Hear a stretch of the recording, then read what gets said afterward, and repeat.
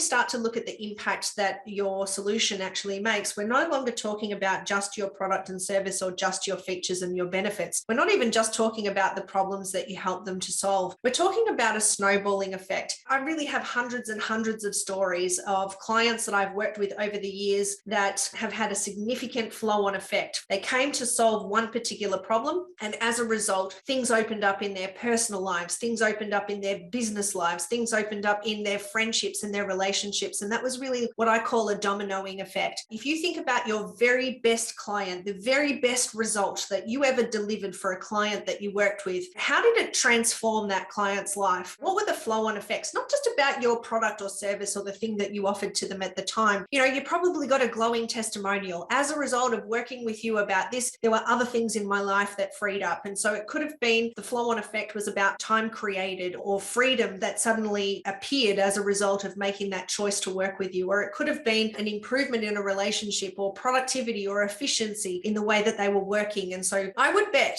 that potentially you're not talking about these experiences enough in terms of your value proposition and your credibility when you're actually talking about transacting with a potential prospect or an existing client.